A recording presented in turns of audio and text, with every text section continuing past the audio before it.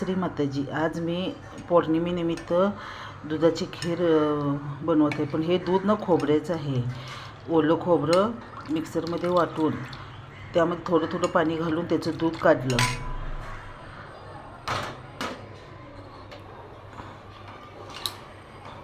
त्यामध्ये ना हे शेवाळ्या घालायच्या.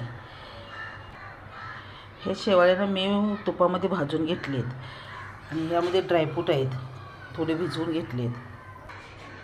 हे खोबऱ्याच्या दुधामध्ये म्हणा मी ते शेवाळ्या घालते.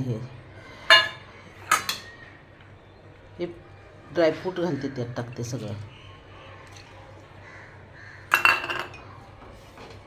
एक उकळी येऊस तर त्याला शिजवून घ्यायचं.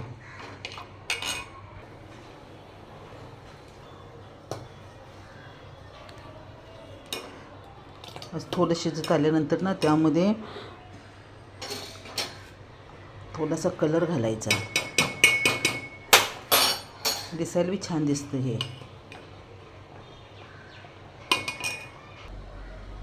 हे ना गूळ पावडर आहे, गावावरून आणलेली आहे. आयुर्वेदिक आहे, शुगर फ्री गूळ आहे पावडर.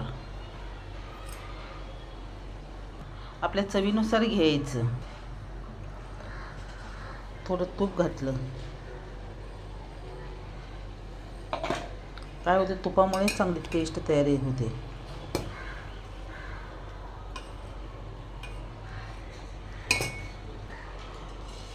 शुगर लोकांनी ना गोड खायचं नसेल तर असं खोबऱ्याचं दूध काढून त्यामध्ये खीर करायची आणि ते आपण खाऊ शकतो.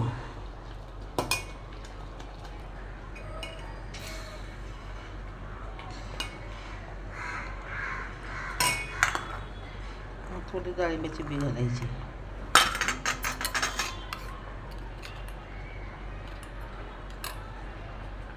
ही अशी कशी शुगर फ्री खीर तयार होते आणि आपण खाऊ शकतो ही अशी खीर, गोड खायचं नसेल तर.